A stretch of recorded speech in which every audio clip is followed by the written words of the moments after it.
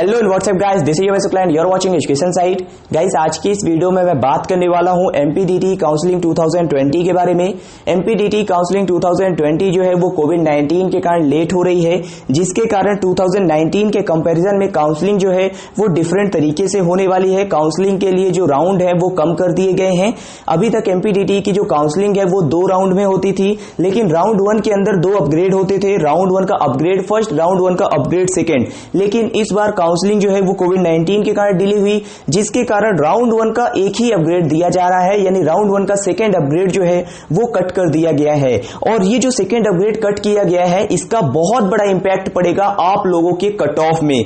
जो कॉलेजेस की closing rank है, अगर आपने एमपीडीटी की साइट से कभी पीडीएफ डाउनलोड करके कट ऑफ देखे होंगे काउंसलिंग के, तो आपने जरूर देखा होगा कि राउंड 1 के सेकेंड अपग्रेड के जो कट ऑफ होते हैं एमपीडीटी में, वो सबसे ज्यादा हाई होते हैं। यानी किसी कॉलेज का जो पीक पे कट ऑफ होता है ना, वो राउंड 1 के सेकेंड अपग्रेड में होता था, ठीक है, 2019 तक। लेकिन इस बार राउंड 1 का सेकेंड अपग्रेड ही नहीं हो रहा है, तो जो कट ऑफ है उस पे आपको बहुत बड़ा इंपैक्ट देखने को मिलेगा। इस बार की जो काउंसलिंग है वो डिफरेंट हो रही है। इस वीडियो में मैं आपको एमपीडीटी काउंसलिंग के बारे में कंप्लीट इंफॉर्मेशन देने वाला हूं। अगर आपको काउंसलिंग के बारे में जीरो नॉलेज है, आपको कुछ भी नहीं पता है ना, तो इस वीडियो को अगर आप लास्ट तक देखते हो तो आपको काउंसलिंग के बारे में, एमपीडीटी यानी Madhya Pradesh directorate of technical education की काउंसलिंग के बारे में ए से लेकर जेड तक की कंप्लीट इंफॉर्मेशन हो जाएगी। जैसे ही गूगल पे सर्च करोगे एमपीडीटी काउंसलिंग 2020, तो जो सबसे ऊपर वेबसाइट आ रही है ये एमपीडीटी की ऑफिशियल वेबसाइट है। इस पे जाके आपको रजिस्ट्रेशन करना है। अब रजिस्ट्रेशन कैसे करना है, इसके लिए आप हमारे चैनल को सब्सक्राइब कर लीजिए। हम अपने चैनल पे जब रजिस्ट्रेशन स्टार्ट हो जाएगा तो 22 तारीख को ही रजिस्ट्रेशन करके एक प्रॉपर वीडियो बना के दिखाएंगे, जिससे कि आपको रजिस्ट्रेशन में कोई प्रॉब्लम नहीं आएगी। रजिस्ट्रेशन करने के बाद क्या होता है कि कुछ कैंडिडेट्स के जो डॉक्यूमेंट्स होते हैं वो ई वेरीफाइड होते हैं, और कुछ कैंडिडेट्स के जो डॉक्यूमेंट्स होते हैं उन्हें वेरिफिकेशन सेंटर में ले जाके वेरीफाई करवाना होता है। एमपीडीटी ने 75 हेल्थ सेंटर बना रखे हैं काउंसलिंग 2020 के लिए, जिसकी लिस्ट आपको इस वीडियो के डिस्क्रिप्शन बॉक्स में मिल जाएगी। तो इस वीडियो के डिस्क्रिप्शन बॉक्स में हेल्थ सेंटर की लिस्ट है।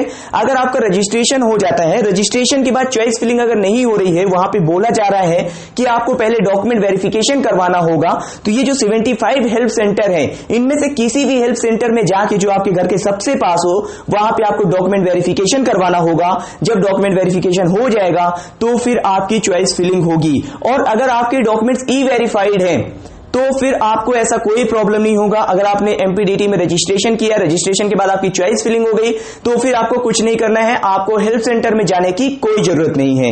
राउंड 1 की काउंसलिंग के लिए जो लास्ट डेट है रजिस्ट्रेशन की वो 3 अक्टूबर है, यानी 22 सितंबर से रजिस्ट्रेशन स्टार्ट होंगे और 3 अक्टूबर तक चलने वाले हैं। इसके बाद जो अलॉटमेंट लेटर है उसको प्रिंट करने के लिए आपको जो टाइम दिया गया है, यानी एडमिशन के लिए जो टाइम दिया गया है, जो सीट आपको राउंड 1 में मिली है, अगर आप उस सीट में एडमिशन लेना चाहते हो तो इसके लिए आपको 12 अक्टूबर से लेकर 16 अक्टूबर तक का टाइम दिया गया है।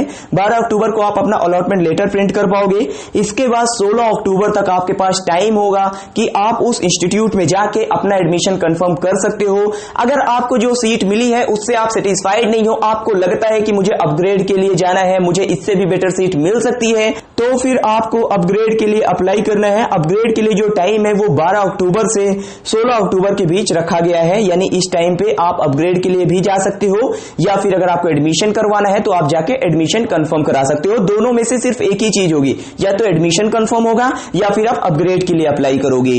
और अगर आप अपग्रेड के लिए अप्लाई करते हो तो राउंड 1 की काउंसलिंग में जो आपको सीट मिली है वो आपकी बनी रहेगी।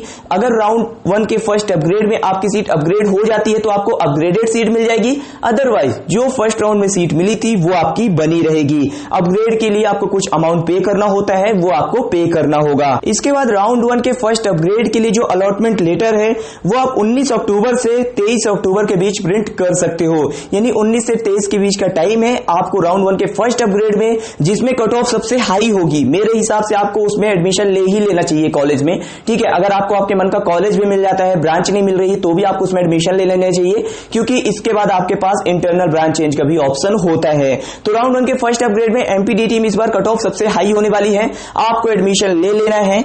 इसके बाद जो राउंड 2 है अगर आप राउंड 1 की काउंसलिंग में, राउंड 1 के फर्स्ट अपग्रेड में एडमिशन ले रहे हो तो फिर आप राउंड 2 में पार्टिसिपेट नहीं कर सकते हो, ठीक है ना। और इसके बाद जो राउंड 2 की काउंसलिंग है एमपीडीटी की, वो 19 अक्टूबर से 24 अक्टूबर के बीच चलने वाली है। 19 अक्टूबर से रजिस्ट्रेशन स्टार्ट होंगे, 24 अक्टूबर तक चलेंगे। और ये बात याद रखिएगा कि राउंड 2 की काउंसलिंग में उन बच्चों को रजिस्ट्रेशन करना है जिन्होंने राउंड 1 की काउंसलिंग में रजिस्ट्रेशन ही नहीं किया था, यानी राउंड 1 की काउंसलिंग में पार्टिसिपेट ही नहीं किया था। अगर आपने राउंड 1 की काउंसलिंग में पार्टिसिपेट किया था तो फिर आपको एमपीडीटी की काउंसलिंग में राउंड 2 के लिए रजिस्ट्रेशन करने की कोई जरूरत नहीं है। आपका जो रजिस्ट्रेशन है वो पहले से ही हो गया है। सिर्फ आपको अपनी चॉइस फिलिंग है वो करनी है। चॉइस फिलिंग जो आपने कर रखी है राउंड 1 के लिए, उसे एडिट करने का मौका मिलेगा। और राउंड 2 में जिन्होंने नया रजिस्ट्रेशन किया है उन्हें अपनी चॉइस फिलिंग करने का मौका मिलेगा।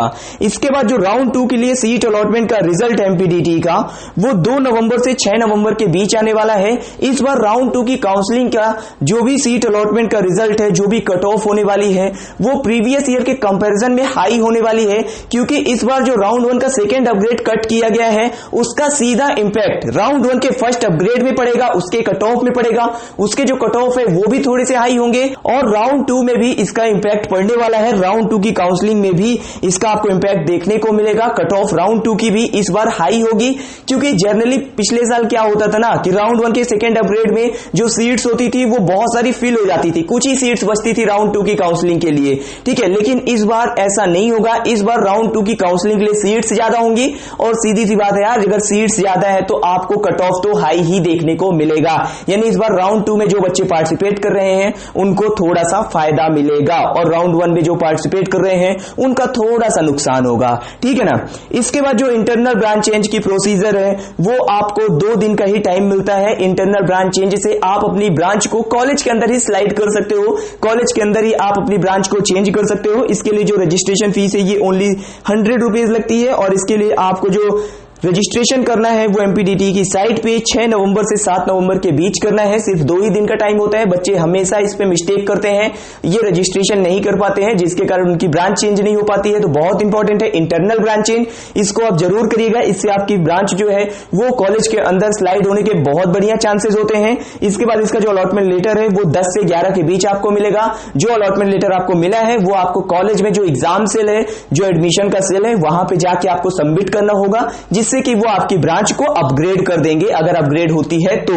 अगर अपग्रेड नहीं होती है तो फिर आपको इंटरनल ब्रांच चेंज का जो अलॉटमेंट लेटर मिला है उसे कहीं ले जाने की जरूरत नहीं है। इसके बाद उन बच्चों के लिए काउंसलिंग होती है जिन्होंने अपनी काउंसलिंग में मिस्टेक की या फिर राउंड 1 और राउंड 2 में सीट एक्सेप्ट नहीं की, उनके लिए होता है CLC college level counselling. CLC के लिए आपको एमपीडीटी की साइट पे रजिस्ट्रेशन करने की कोई जरूरत नहीं पड़ती है। सीएलसी राउंड में आपको जिस भी कॉलेज में सीट चाहिए, मान लो मुझे यूआईटी आरजीपीवी भोपाल में एडमिशन लेना है तो मैं अब यहां पे रजिस्ट्रेशन नहीं करूंगा, साइट पे रजिस्ट्रेशन नहीं करूंगा, मैं सीधे यूआईटी आरजीपीवी भोपाल जाऊंगा। वहां पे अगर मेरे कैटेगरी की सीट खाली होती है तो फिर वहां पे मेरा रजिस्ट्रेशन कराया जाएगा और वहां पे मेरी कॉलेज लेवल की काउंसलिंग की जाएगी और वहां पे सीट मिलने के जो चांसेस हैं वो आपके थोड़े से ज्यादा होते हैं। तो ये थी कंप्लीट इंफॉर्मेशन एमपीडीटी काउंसलिंग की। इस बार जो राउंड 1 का सेकेंड अपग्रेड नहीं हो रहा है उसका बहुत बड़ा इंपैक्ट आपको देखने को मिलेगा।